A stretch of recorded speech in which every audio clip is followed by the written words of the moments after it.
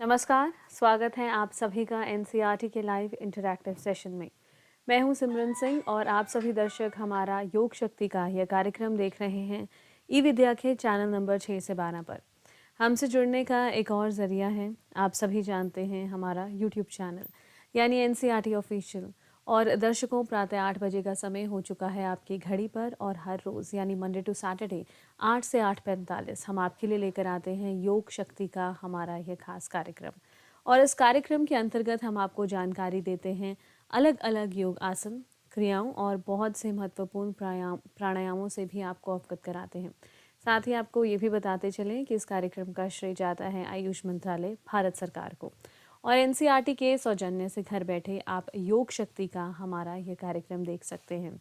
तो व्यूअर्स, हर रोज़ हम बेहतरीन विषय चुनकर लेकर आते हैं आप सभी के लिए योग शक्ति के अपने इन सत्रों में। तो आपको बताते हैं कि आज का हमारा विषय है योगा फॉर प्रॉपर अलाइनमेंट। तो यहाँ पर हम किस अलाइनमेंट की बात कर रहे हैं, इसे हम कैसे समझ सकते हैं, इसी पर और जानकारी हमारे साथ साझा करने के लिए हमारे साथ दो मेहमान उपस्थित हैं। उनसे भी आपका परिचय कराएंगे, पर उससे पहले G20 से जुड़ी हुई एक विशेष जानकारी आप सभी के लिए। As you all know that we are proud of the fact that India assumed the G20 presidency and will convene the G20 Leaders Summit for the first time in the country in this year. That's 2023. The nation is deeply committed to democracy and multilateralism. India's G20 presidency will be a watershed moment in her history as it seeks to play a very important role by finding global pragmatic solutions for the well being of everyone, and in doing so, manifesting the true spirit of Vasudhaiv Kutumbakam, or should I say, the world is one family. तो चलिए दर्शकों, फिर से रुक करते हैं योग शक्ति के इस सत्र की ओर और आपकी मुलाकात कराते हैं हमारे मेहमानों से। आज चर्चा में हमारे साथ मौजूद हैं समीक्षा जी। नमस्कार, आपका स्वागत है। समीक्षा जी योग इंस्ट्रक्टर हैं एमडी एनआईवाई से। आज हम सभी के साथ एक्सपर्ट और कमेंटेटर की भूमिका निभाएंगे और योग डेमोन्स्ट्रेटर की भूमिका निभाने के लिए MSc final year student MD NIY से मिस्टर मुरली एमआर हमारे साथ मौजूद हैं। नमस्कार, आपका भी इस्तकबाल करते हैं इस सत्र में।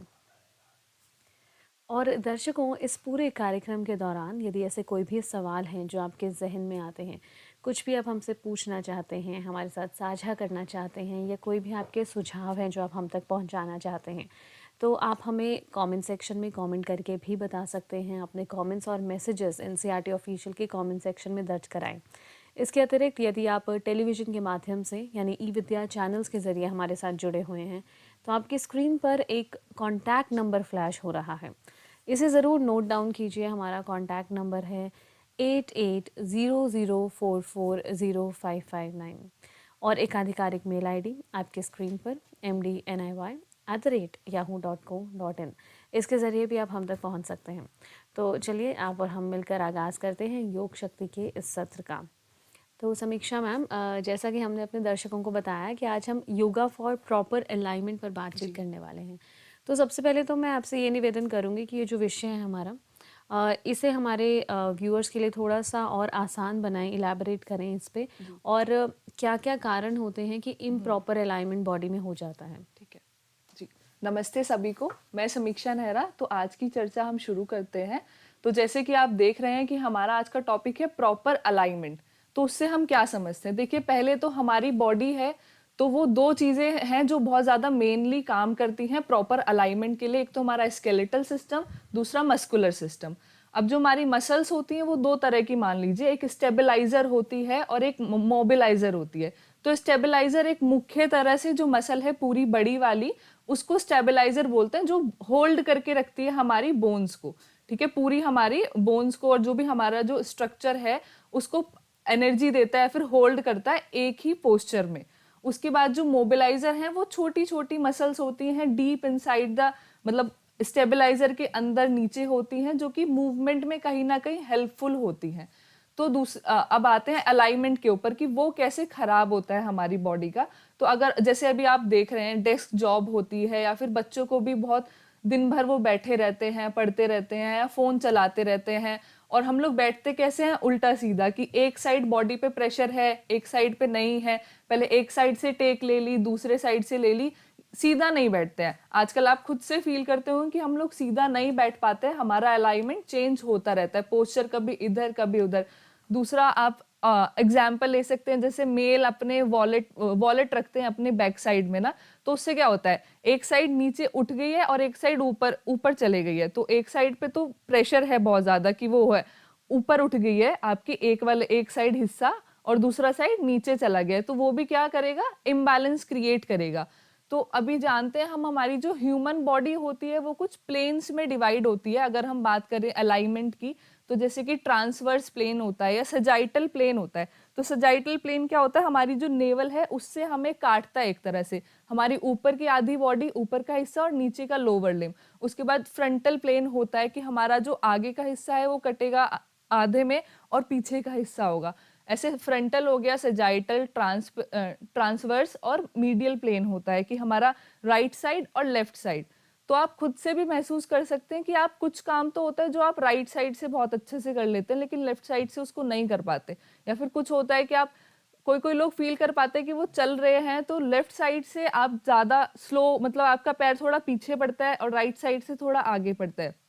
वो ड्यू टू किस वजह से है, क्योंकि जो आपका जो हिस्सा है, जो आपके प्लेन्स हैं, वो प्रॉपरली एक्टिव नहीं है, कोऑर्डिनेशन नहीं है, वहां पे जो बैलेंस है, आपका जो अलाइनमेंट है बॉडी का, वो खराब हो गया है। और उसके बाद जब आप प्रोलॉन्ग सिटिंग होती है आपकी ऑफिस में, डेस्क पे, स्टूडेंट की स्कूल में, फिर ट्यूशन में, उसके बाद फिर वो आके खुद से पढ़ाई करता है, तो बचपन से ही आपकी सिटिंग बढ़ती चली जाती है और आपका जो पोस्चर है वो खराब हो जाता है। तो आप, मतलब ऐसे बहुत बारी होता है कि आपको किसी एक ही बॉडी पॉइंट में पेन हो रहा है, ठीक है, आपको सीधे हाथ में ही खाली पेन है या फिर आपकी सीधी लोअर बैक में ही पेन है, लेफ्ट साइड नहीं पेन है। वो किस वजह से, एक ही साइड पेन क्यों, क्योंकि हमारा अलाइनमेंट, हमारा पोस्चर बिगड़ चुका है, तो जो उसका जो लेफ्ट राइट का कोऑर्डिनेशन है वो खराब हो गया है, तो इस वजह से। तो इसमें हमारा जो योगासन है, क्योंकि योगासन बहुत ज्यादा बैलेंस होके आपके प्राण के साथ, आपकी ब्रीदिंग के साथ बहुत ज्यादा स्लोली स्लोली आप उसमें स्टेबल होके चलेंगे, तो आपकी जो बॉडी अलाइनमेंट है वो उस पर वर्क करेगा। और जैसे आप धीरे धीरे रोज रोज कुछ कुछ आसन अपने सीक्वेंस में लाएंगे, फॉलो करेंगे और उसमें थोड़ा होल्ड करेंगे, आपकी जो सेंटर ऑफ ग्रेविटी है उसको बॉडी में आने देंगे, मतलब परफेक्टली फिट होने देंगे, तो धीरे धीरे आपकी जो अलाइनमेंट की इशू है, उसके बाद में जो आपके बैक पोस्चर्स हैं, जैसे काइफोटिक हो जाता है, लॉर्डोसिस हो जाता है, किसी को सर्वाइकल रीजन में प्रॉब्लम हो गई है, शाइटिका प्रॉब्लम हो गई क्योंकि हमारी नर्व कंप्रेस हो गई है, पायरिफॉर्मिस सिंड्रोम हो गया है क्योंकि हमारी जो पायरिफॉर्मिस मसल है वो गलत बैठने की वजह से वो दब गई है, तो पायरिफॉर्मिस सिंड्रोम हो गया, जो कि शाइटिका जैसे पेन फील होता है। तो ये सब बहुत सारी प्रॉब्लम्स है जो अलाइनमेंट की वजह से आती हैं, ये सब नहीं आएंगी। तो हम जानते हैं कि हमारा जो, अच्छा एक और जो मेन इंपॉर्टेंट चीज है वो है सेंटर ऑफ ग्रेविटी। तो आप सभी जानते हैं कि हम जो भी अर्थ पे है उसके ऊपर ग्रेविटेशनल फोर्स लग रही है, तो हमारी बॉडी पर भी ग्रेविटेशनल फोर्स है, जो कि, और सब जो भी ऑब्जेक्ट होता है उसका एक सेंटर होता है जहां पे परफेक्टली ग्रेविटेशनल फोर्स आके लगती है, जिसकी वजह से आपका बैलेंस जो है अर्थ पे बना रहता है। तो ऐसे ह्यूमन बॉडी का भी है, जो कि हमारे ये सैक्रल जो सेकंड जो सैक्रल बोन है उसके ऊपर, सैक्रम वर्टिब्रा उसके ऊपर आके रुकती है, हमारे नेवल के पीछे वाले साइड में हमारी जो सेंटर ऑफ ग्रेविटी का पॉइंट है। तो जितना आपकी सेंटर ऑफ ग्रेविटी अच्छी रहेगी आपकी बॉडी में, उतना आपका अलाइनमेंट अच्छा रहेगा। अब सेंटर ऑफ ग्रेविटी कैसे और ज्यादा अच्छी हो सकती है, जैसे आप देखते हैं आप बहुत ही ज्यादा ऐसे पैरों को नैरो करके बैठ रहे हैं या फिर पैरों को बहुत ज्यादा पास करके खड़े हो रहे हैं, आप ट्रेन में, चलती ट्रेन में आप बैलेंस कब बना पाएंगे, जब आपके पैरों में थोड़ा सा गैप हो। जितना आप गैप मेंटेन करेंगे उतना ज्यादा आपका जो बाहर से जो फोर्स आ रहा है वो आपकी बॉडी को कम डिस्टर्ब करेगा, क्योंकि हमारा सेंटर ऑफ ग्रेविटी बढ़ जाता है। जैसे हम पैर खोलते हैं तो हमारी बॉडी का जो मास है, जो हमने वॉल्यूम जो लिया है वो बढ़ जाता है, तो हमारा सेंटर ऑफ ग्रेविटी अच्छा हो जाता है, इंप्रूव हो जाता है, तो हमारी बॉडी बैलेंस कर पाती है। तो यही था इस बारे में कि हम अलाइनमेंट को कैसे समझ सकते हैं और वर्क कर सकते हैं। जी हाँ, तो आपने विस्तार से हमें अलाइनमेंट का जो कॉन्सेप्ट है बॉडी से जुड़ा हुआ उसके बारे में समझाया। अब ये जानते हैं कि किस तरह से योग के माध्यम से यदि इम्प्रॉपर अलाइनमेंट है हमारी बॉडी के किसी भी हिस्से में, तो उसे कैसे ठीक किया जा सकता है। तो मैम सत्र की शुरुआत करते हैं प्रार्थना के साथ। जी, सभी लोग कमर गर्दन सीधी करके बैठेंगे, आपके दोनों हाथ ज्ञान मुद्रा में, आंखें कोमलता से बंद करेंगे सबसे पहले लंबी गहरी श्वास अपने नेवल से भरते हुए श्वास को धीरे धीरे कंट्रोल्ड वे में छोड़ेंगे। Slowly exhale, slowly inhale. एक और लंबी गहरी श्वास। अपने मन को बिल्कुल अपने योग अभ्यास पर लेकर आएंगे। अपने शरीर को शिथिल बनाएंगे, शांत बनाएंगे। आपका पूरा ध्यान आपकी आती जाती श्वासों पर। तो आइए शुरू करते हैं। प्रार्थना के लिए अपने दोनों हाथों को नमस्कार मुद्रा में लेकर आएंगे। आपकी कमर गर्दन सीधी बनी रहेगी। लंबी गहरी श्वास भरते हुए गायत्री मंत्र का उच्चारण। ओम भूर्भुवः स्वः तत्सवितुर्वरेण्यं भर्गो देवस्य धीमहि धियो यो नः प्रचोदयात्। अपनी दोनों हथेलियों को रगड़ेंगे आपस में। धीरे से अपने फेस पे, अपनी आईज पे मसाज करते हुए हाथों को वापस से ज्ञान मुद्रा में लेकर आएंगे, एक अच्छी प्यारी स्माइल के साथ। तो हम शुरू करते हैं सबसे पहले अपनी क्लींजिंग प्रैक्टिस, जो कि है कपालभाति। उसके लिए आप अपने दोनों हथेलियों को अपने घुटनों पर रख लीजिए। आपकी कमर गर्दन बिल्कुल सीधी रहे, बिल्कुल सरल भाव से, आपकी बॉडी में कोई भी प्रॉब्लम ना हो। आप देख लीजिए कि आपका बॉडी अलाइनमेंट, क्योंकि हम अलाइनमेंट पे काम करने वाले हैं, तो बॉडी अलाइनमेंट आपका प्रॉपर हो। आप जिस भी पोजीशन में बैठे हैं, सुखासन, अर्ध पद्मासन, पद्मासन, सिद्धासन, वो बैलेंस हो। आपका right side, left side balance हो। आपकी बैक, आपके शोल्डर बिल्कुल स्ट्रेट हो, प्रॉपरली फिक्स्ड। आपका हेड ना आगे हो ना पीछे हो। अपने सर को बिल्कुल मध्य में लाएंगे। तो शुरू करेंगे कपालभाति। कपालभाति के लिए आपने अपनी श्वासों को विग्रसली बाहर छोड़ना है, विग्रसली एक्सलेशन करना है। तो इसको आप एक साइकिल में आप 10 to 15 टाइम शुरुआत करिए। 10 to 15 रेपिटेशन आप एक साइकिल में कर सकते हैं। उसके बाद धीरे धीरे आप इसको बढ़ा सकते हैं अप टू 30 रेपिटेशन और 40 रेपिटेशन एक बारी में। तो आपने श्वास को जोर से बाहर की ओर फेंकना है, कुछ इस तरह।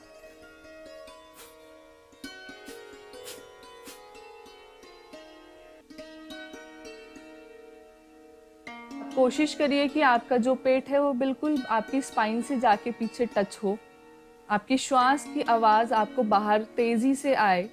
पूरा विग्रसली एक्सेल करना है। जब आपकी लिमिट ओवर होने लगे तो धीरे धीरे आप रोक दीजिए। लंबी गहरी श्वास बनाएंगे। ये था कपालभाति का अभ्यास। इससे आप देख सकते हैं हमारी एक तो क्लींजिंग होती है हमारे सर की, ठीक है। हमारा हेड क्लीन होता है। तो हेड क्लीन कैसे होता है? हमारे जो थॉट्स होते हैं या फिर जो भी हमारी नेगेटिविटी या फिर जो भी ओवर थिंक हम कर रहे होते हैं, वो आप देखेंगे। आप कुछ टाइम, कुछ 5 to 10 मिनट्स आप कपालभाति करिए। कुछ साइकिल में आप 15-20 रेपिटेशन एक साइकिल में करिए। आप फिर उसके बाद फील करेंगे कि आप जो बहुत ज़्यादा जो ओवर थिंक कर रहे थे 5 to 10 मिनट्स के बाद वो शांत हो गया।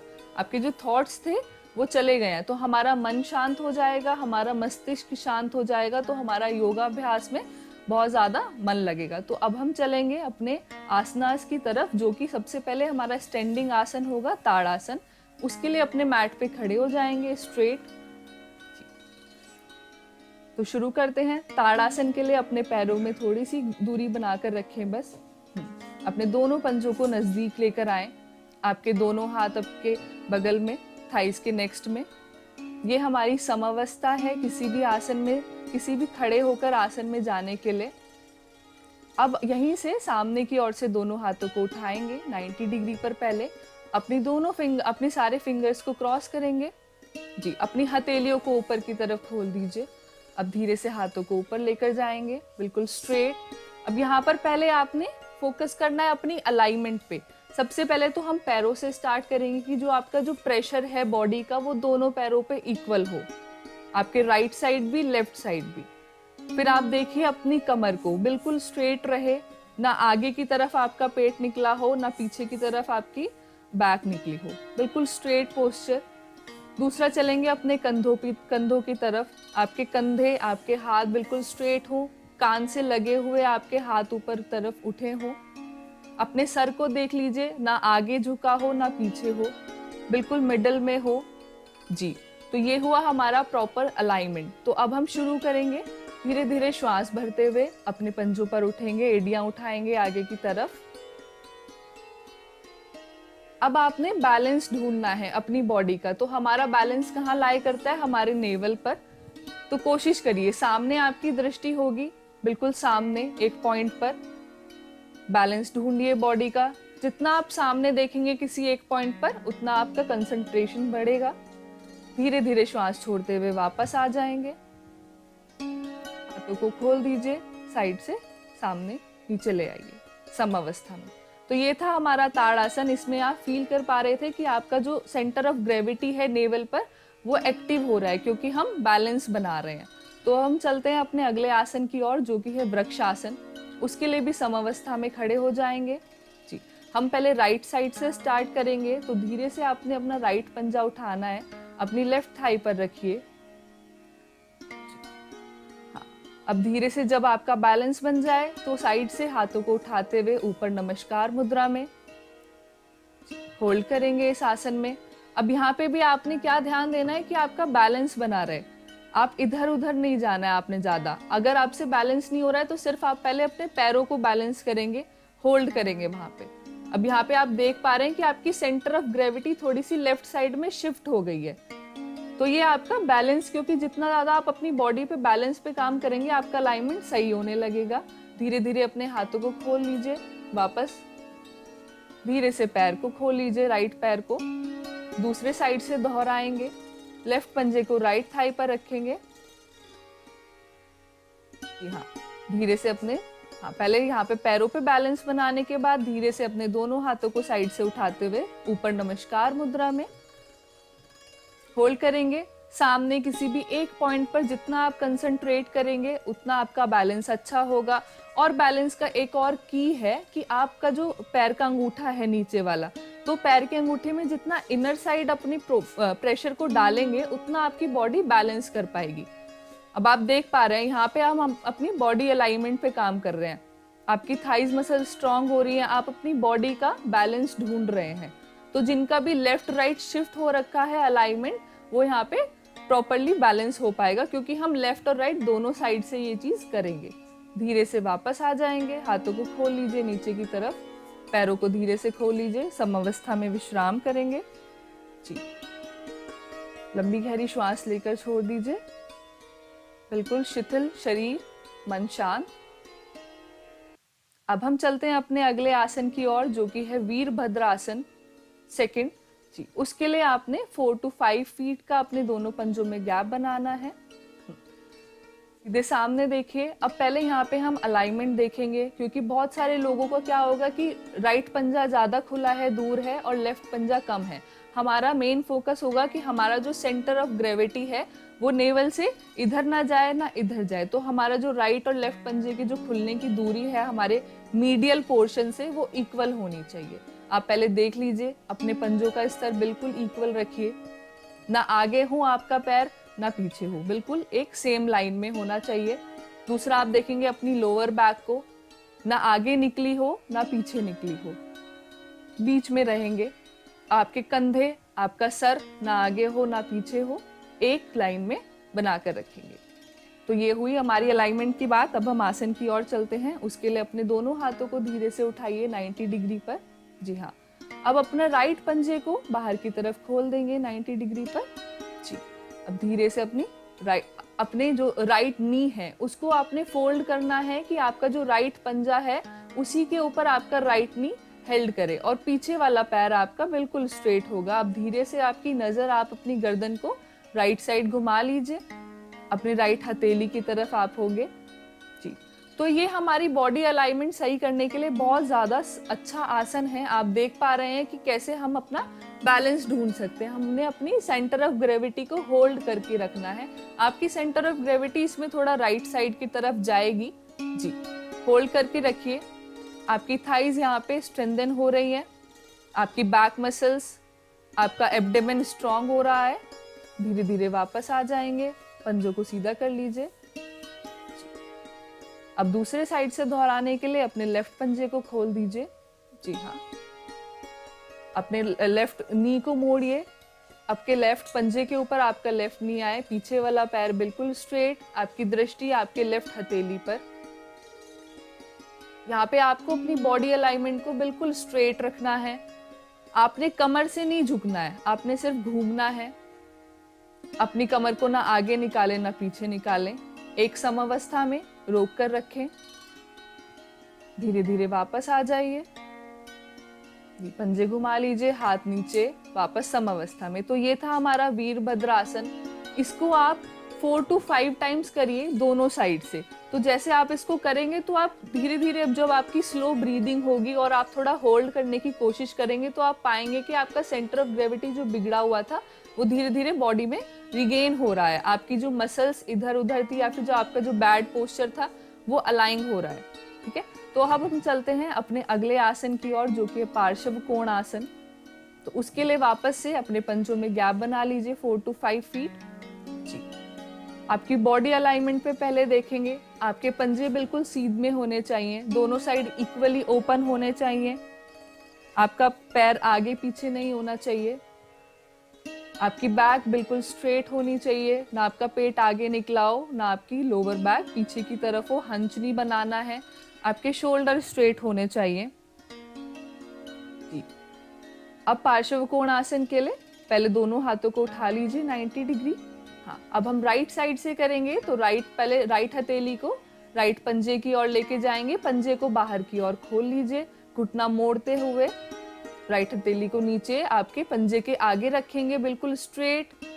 आपका जो लेफ्ट हैंड होगा उसको आप अपने कान से टच रखिए, स्ट्रेट रखिए। आपकी दृष्टि सामने की ओर होगी। तो ये भी आप देख सकते हैं कि आपकी अलाइनमेंट इसमें किस तरह से सुधर रही है। आप अपनी अलाइनमेंट पे काम कर रहे हैं। आपका पैर स्ट्रेट है लेफ्ट वाला, पूरी बैक आपकी स्ट्रेट है एक अलाइन वे में। धीरे धीरे वापस आ जाएंगे आसन से। पैर को सीधा कर लीजिए 90 डिग्री पर, हाथ पंजा अंदर। अब दूसरी साइड से दोहराने के लिए लेफ्ट साइड की तरफ पंजा खोल लीजिए। बैलेंस अपना ध्यान रखिए, बैलेंस बनाकर रखिए। बिल्कुल सरल भाव से आसन करने हैं। लेफ्ट नी को मोड़ेंगे, लेफ्ट हथेली को लेफ्ट पंजे की बाहर रखेंगे और राइट पैर आपका बिल्कुल स्ट्रेट, आपकी बैक की तरह आपको बिल्कुल एक लाइन दिखेगी। आपकी हाथ बिल्कुल स्ट्रेट है, आपकी बैक स्ट्रेट है, आपका पैर स्ट्रेट है। तो यहाँ पर हम हमारी बॉडी अलाइनमेंट पे अच्छे से काम कर पा रहे हैं। आपकी दृष्टि सामने की ओर। धीरे धीरे श्वास छोड़ते हुए वापस आ जाएंगे। नी को सीधा करिए, हाथ 90 डिग्री में, पंजे अंदर, वापस से समावस्था में खड़े हो जाएंगे। यहाँ पे अपनी लंबी गहरी श्वास लीजिए। अभी तक के आसन से जो भी बॉडी अलाइनमेंट पे इफेक्ट आया उसको फील करिए। आपकी राइट साइड लेफ्ट साइड थोड़ी बैलेंस फील हो रही होगी, उसको महसूस करेंगे। जी हाँ, अब हम चलते हैं अपने अगले आसन की ओर, जो कि है कटी चक्र आसन। तो उसके लिए हमने अपनी बॉडी में नॉर्मली खड़े हो जाना है। 1 से 1.5 फीट का गैप बनाकर रखना है। आपके दोनों हाथ बिल्कुल साइड में नॉर्मल रहेंगे। आप पहले देख लीजिए कि आपका पैर, जो आपका जो बॉडी का जो प्रेशर है वो दोनों पंजों पे इक्वल हो, इधर उधर ज्यादा ना हो कम ना हो। आपका पेट आगे बाहर ना निकला हो। अपनी बॉडी अलाइनमेंट को प्रॉपरली देख लेंगे। जी हाँ, आपको खुद से फील होना चाहिए कि आप जब फ्लोर पे खड़े हैं, जितना एरिया आपने फ्लोर पे लिया है तो आप बैलेंस खड़े हैं। आपको इधर उधर हिलने की जरूरत महसूस ना हो एक बारी पोजीशन में आने के बाद। अब अपने दोनों हाथों को सामने से उठाएंगे 90 डिग्री पर जी। कटी चक्रासन के लिए पहले राइट साइड टर्न करेंगे, राइट साइड घूमिए। आपका लेफ्ट जो हथेली होगी वो आपके राइट कंधे के सामने आएगी। आपकी दृष्टि पीछे बिल्कुल मिडल फिंगर पर जाएगी राइट हथेली के। धीरे से वापस आएंगे समावस्था में बीच में दोनों हाथों से। फिर से श्वास को छोड़ते हुए लेफ्ट साइड बेंड करेंगे। आपकी लेफ्ट हथेली इस बारी राइट कंधे के सामने आएगी और आपकी दृष्टि पीछे जाएगी। वापस से दूसरी साइड दोहराएंगे। श्वास भरते हुए सामने आइए, राइट साइड जाइए श्वास छोड़ते हुए। जी हाँ, इसमें आप देख पा रहे हैं कि आपके शोल्डर का अलाइनमेंट हो रहा है, आपका नेक का अलाइनमेंट हो रहा है, उसका रेंज ऑफ मोशन सही हो रहा है। जो भी आपको स्टिफनेस होगी सर्वाइकल रीजन पर वो इम्प्रूव करेगी। श्वास भरते हुए वापस बीच में आएंगे, श्वास छोड़ते हुए लेफ्ट साइड जाएंगे। जी, और दूसरा आप देख पा रहे हैं आपका जो वेस्ट रीजन है, जो आपका ट्रंक वाला पोस्चर है, उसी से आप खाली पीछे मुड़ रहे हैं। आपके पंजे बिल्कुल उसी अवस्था में बने हुए हैं। तो यहाँ पे भी हम अपने बैलेंस पर भी काम कर रहे हैं। धीरे धीरे वापस आ जाइए। श्वास भरते हुए हाथों को नीचे ले आएंगे, सम अवस्था में खड़े होंगे कुछ क्षण के लिए। एक लंबी गहरी श्वास। अभी तक के खड़े होने वाले आसनों का इफेक्ट अपनी बॉडी पर पूरा फील करेंगे। अब हम चलते हैं अपने अगले आसन की ओर, जो कि है चतुरंग दंडासन। तो ये भी हमारी बॉडी अलाइनमेंट के लिए है। उसके लिए आप अपने वज्रासन में पहले मैट पर बैठ जाएंगे, फ्लोर पर। जी हाँ, आराम से आपकी दोनों हथेलियां आपकी थाइस पर प्लेस होंगी। वज्रासन में भी आप अपनी अलाइनमेंट को देखेंगे कि जो पीछे आपके पंजे हैं उन पे पूरा जो बॉडी का जो प्रेशर है वो इक्वली डिस्ट्रीब्यूट हो। ये नहीं कि आप लेफ्ट साइड झुके, लेफ्ट साइड पे ज्यादा प्रेशर है, राइट साइड पे ज्यादा है। इक्वली हो, नॉर्मली बैलेंस वे में आप बैठे हैं। आपकी दोनों हथेलियों को आप देखेंगे कि जो थाइस पर रखी हैं वो इक्वली रखी हैं, आगे पीछे नहीं है। आगे पीछे होने का मतलब है कि आपका एक शोल्डर आगे है, एक शोल्डर पीछे है, तो वो पूरा आपका बैक पोस्चर खराब करता है। आपकी नेक बिल्कुल स्ट्रेट हो। तो ये है हमारा परफेक्ट वज्रासन। अब हम चलते हैं अपने अगले आसन, जो कि है चतुरंग दंडासन, उसकी ओर। तो आगे बढ़ेंगे, हाथों को आगे रखिए, उठिए अपने शरीर अपने नीज पर उठेंगे, हाथों को आगे प्लेस करेंगे अपने शोल्डर के बिल्कुल जस्ट नीचे। अपने पंजों को पीछे खोल लीजिए, घुटने उठा लीजिए। हाँ, आपने बिल्कुल प्लैंक पोजीशन में खड़े होना है, रुकना है। अब यहाँ पर आप देख पा रहे हैं कि आपका जो सेंटर ऑफ ग्रेविटी है वो आपके नेवल पर है। हाँ, बिल्कुल आपने ना तो अपनी कमर को ऊपर की ओर निकालना है, ना पेट को नीचे की ओर लेकर जाना है। एक सेम लाइन में आपने बॉडी को होल्ड करके रखना है। इसमें आप फील करेंगे कि आपकी जो कोर मसल्स हैं वो भी स्ट्रेंथ हो रही हैं, आपकी हैंड मसल भी स्ट्रेंथ हो रही हैं। धीरे से अपने नीज को नीचे रखिए, वापस आ जाइए वज्रासन में, धीरे से पीछे बैठ जाइए।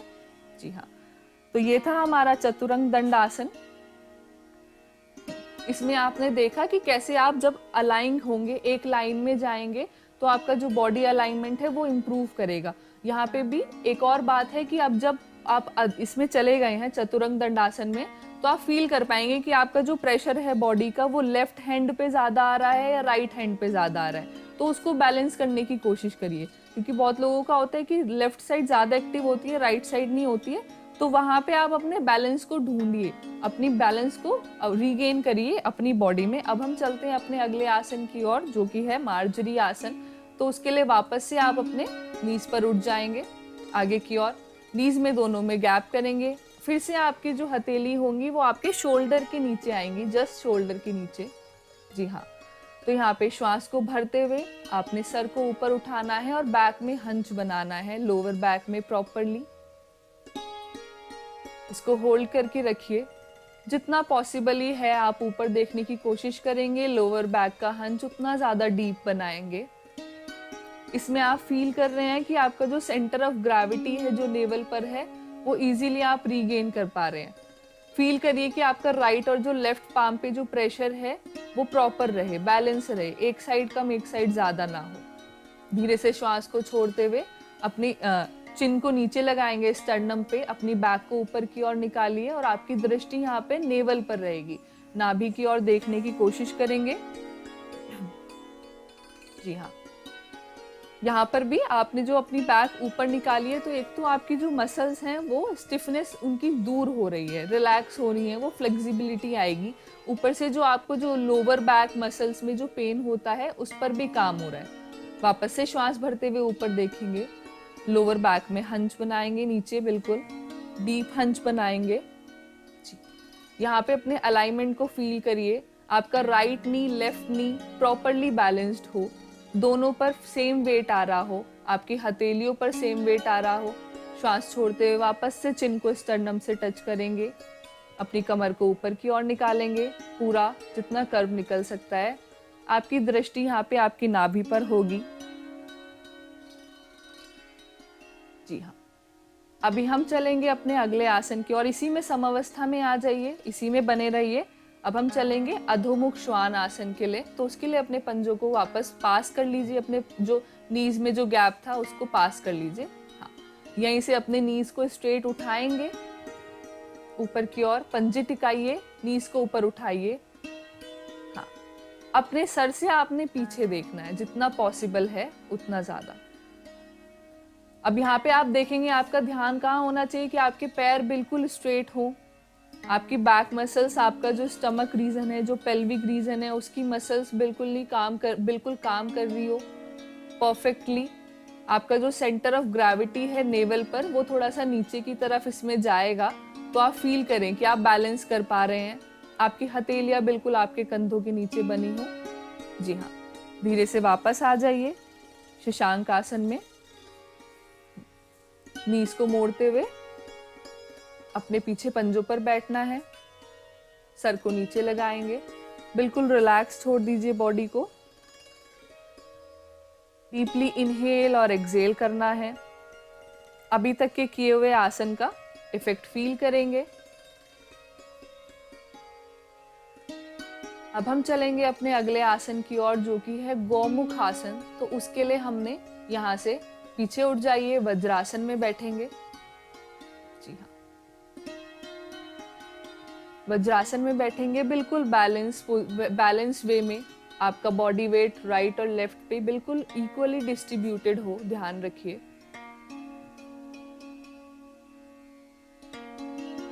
गौमुख आसन के लिए अभी पैरों को सामने की ओर खोल लीजिए दंडासन में। अपने लेफ्ट साइड से हाथ रखते हुए दोनों पैरों को सामने सीधा खोल लेंगे दंडासन में। जी हाँ, अब हम गौमुख आसन के लिए मेन हमारा होता है कि हमारे जो दोनों नीज हैं वो इक्वली ऊपर नीचे हों। तो उसके लिए हम राइट साइड से स्टार्ट करेंगे। तो अपने राइट पंजे को ऊपर की ओर रखेंगे, घुटनों को मोड़ते हुए लेफ्ट पंजे को पीछे लेकर जाइए, राइट पंजे को पीछे लेकर जाइए। राइट पैर आपका ऊपर रहेगा। आपके दोनों पंजे आप देखिए आपके बटक्स के बराबर में इक्वली रेशो पे आए।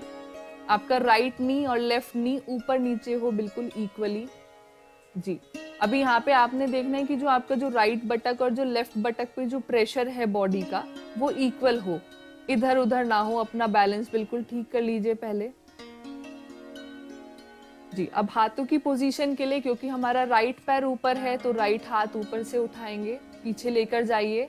लेफ्ट हाथ नीचे से उठाते हुए पीछे लेकर जाइए और दोनों जो आपके फिंगर्स हैं उनको पकड़ने की कोशिश करिए, अपनी हथेलियों को बांधने की कोशिश करिए।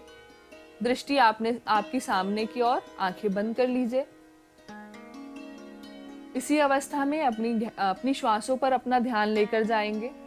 अपनी बॉडी अलाइनमेंट को देखेंगे कि आप स्ट्रेट बैठ पा रहे हैं। जो भी आपकी सर्वाइकल पे जो स्टिफनेस थी वो धीरे धीरे जा रही है, क्योंकि आपकी जो नेक है वो सीधी है। आपके शोल्डर्स ओपन हो रहे हैं, वाइड ओपन हो रहे हैं। आपकी जो रेस्पिरेशन कैपेसिटी है वो इम्प्रूव कर रही है।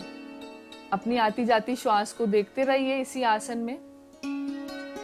धीरे से वापस आएंगे, पहले सीधे हाथ को खोलिए, उल्टे हाथ को खोलिए, वापस थाइस पर लेकर आइए। दूसरी साइड से दोहराएंगे, अपने पैरों को इंटरचेंज कर लीजिए। राइट पैर आपका नीचे चला जाएगा, लेफ्ट पैर ऊपर आ जाएगा। ध्यान रखिए कि आपके दोनों बटक्स फ्लोर पे प्रॉपरली प्लेस्ड हों, एक उठा ना हो और आप एक साइड दबे ना हो। आपके दोनों नीज एक के ऊपर एक आने चाहिए। लेफ्ट नी ऊपर हो, राइट नी नीचे हो, दोनों इक्वली। आपका जो बॉडी प्रेशर है वो इक्वली डिस्ट्रीब्यूट हो। तो आइए हाथों को उठाते हैं। पहले लेफ्ट हाथ को ऊपर की ओर उठाएंगे, पीछे लेकर जाइए। राइट हैंड को नीचे से उठाते हुए पीछे लेकर जाइए। अपनी हथेलियों को पकड़ने की कोशिश करिए या फिर अपने फिंगर्स को ग्रैब करने की कोशिश करेंगे। जी हाँ, आंखें बंद कर लीजिए।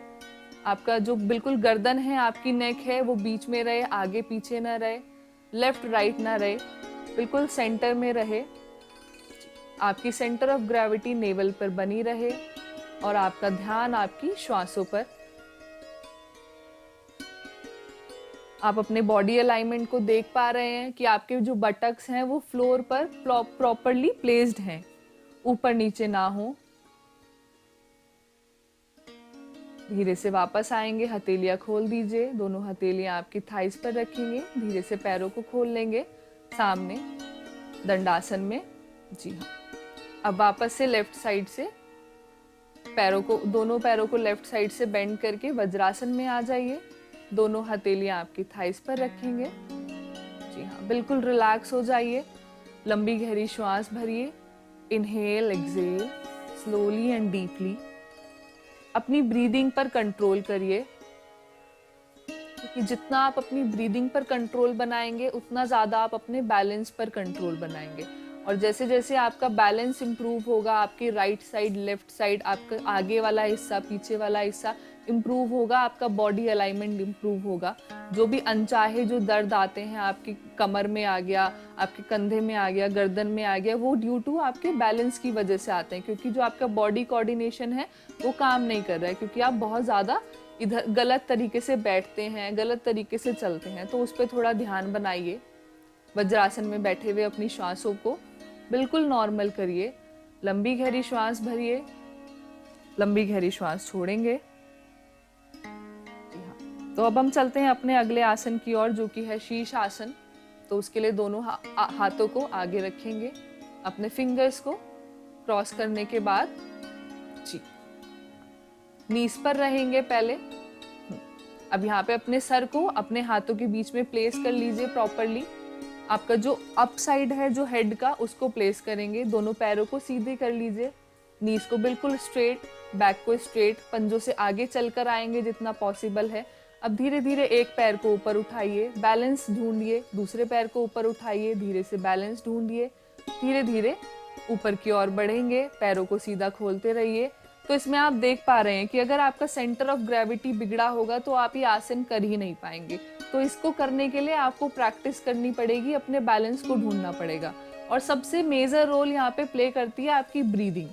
धीरे से दोनों पैरों को फोल्ड करते हुए नीचे आएंगे, बिल्कुल धीरे धीरे। अपनी श्वास की गति पर बिल्कुल ध्यान, आपका नियंत्रण आपकी श्वास पर होना चाहिए। जी हाँ, धीरे से वापस नीचे आएंगे।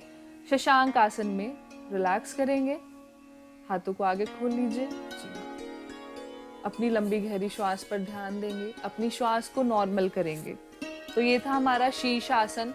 और इसमें आपका जो बॉडी बैलेंस है वो बहुत ज़्यादा ज़रूरी होता है, क्योंकि आपकी ब्रीदिंग बहुत ज़्यादा ज़रूरी होती है। तो अपनी ब्रीदिंग को कंट्रोल करते हुए आप अपने आसनास पे ध्यान दीजिए, आसनास पे काम करिए। जितना आप अपने प्राण को, ब्रीदिंग को स्टोर करेंगे, अपनी इनहलेशन और एक्सहेलेशन को जितना लंबा करेंगे, उतना आपका बॉडी बैलेंस, उतने आपका वर्क जो भी है डेली शेड्यूल, वो उतना ज़्यादा इम्प्रूव होगा। तो अभी हम वापस आ जाएंगे, वज्रासन में बैठ जाइए। जी, वज्रासन में बैठ जाइए। यहाँ से आप सुखासन में आ जाएंगे।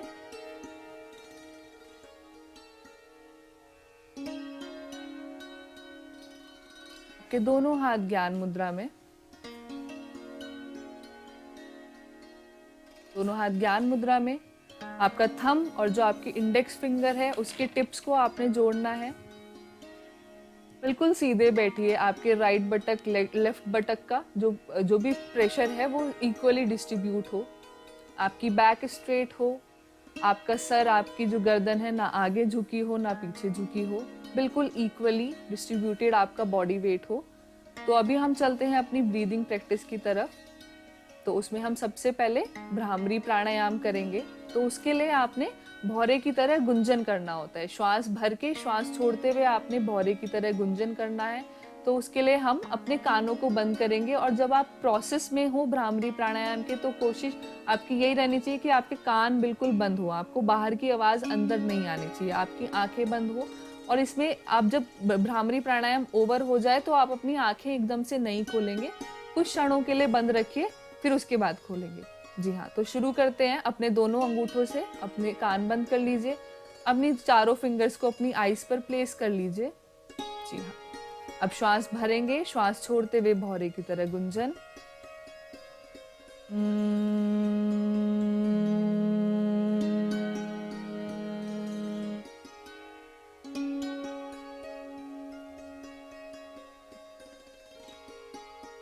आंखें बंद रखते हुए हाथों को वापस ज्ञान मुद्रा में लेकर आएंगे। इस ब्रीदिंग प्रैक्टिस को आप 5 to 10 टाइम्स कर सकते हैं।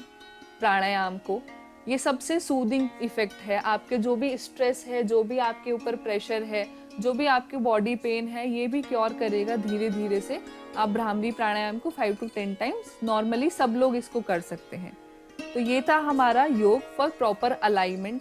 हमने देखा कि कैसे हम अपनी ब्रीदिंग को कंट्रोल में रखते हुए अपने जो बॉडी के जो पोस्चर्स हैं उनको डिफरेंट पोस्चर्स में बॉडी को हम अलाइन कर सकते हैं। तो आइए चलते हैं समाप्ति की ओर, शांति पाठ की तरफ। अपने दोनों हाथों को ज्ञान मुद्रा में बनाए रखेंगे। लंबी गहरी श्वास भरते हुए एक बारी ओम का उच्चारण, तत्पश्चात शांति पाठ।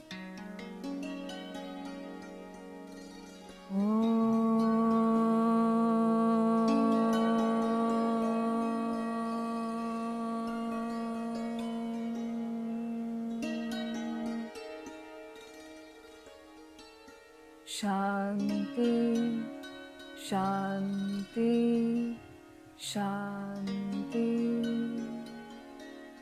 धीरे से अपने दोनों हथेलियों को रब करेंगे। अपने फेस, अपनी आईज पर मसाज करेंगे। जो भी आपके आसन का इफेक्ट था उसको फील करेंगे और धीरे से एक अच्छी मुस्कान के साथ अपनी आंखों को खोलेंगे। नमस्कार, धन्यवाद। जी हाँ समीक्षा जी, मुझे लगता है कि जो भी आपने जानकारी आज इस सत्र में हमारे दर्शकों के साथ साझा की, भली भांति हमारे सारे दर्शक समझ गए होंगे कि किस तरह से योग के माध्यम से अपनी बॉडी का प्रॉपर अलाइनमेंट बनाया जा सकता है। मैम, आपका बहुत बहुत शुक्रिया हमारे साथ जुड़ने के लिए और इस जानकारी के लिए। और साथ ही हमारे साथ जो योग डेमोन्स्ट्रेटर की भूमिका निभा रहे थे इस सत्र में, मुरली जी, आपका भी बहुत बहुत धन्यवाद करते हैं। तो जितने भी दर्शक हमारे साथ योग शक्ति के इस कार्यक्रम में जुड़े हुए थे, आप सभी का बहुत बहुत शुक्रिया। और इससे पहले कि इस सत्र को यहीं विराम दें, एक विशेष जानकारी आप सभी के लिए। As you all know that the information is regarding the availability of NCERT textbooks and NCERT textbooks for the academic year 2023 to 2024 are available all across the country, and these textbooks may be purchased directly from NCERT sales counters that are currently located at New Delhi, Ahmedabad, Kolkata, Guwahati and Bangalore. The sales counters will be functional on all the weekdays including gazetted holidays. That also includes Saturdays and Sundays, and the timings for which you can buy these books is 9:30 a.m. in the morning till 6 p.m. in the evenings.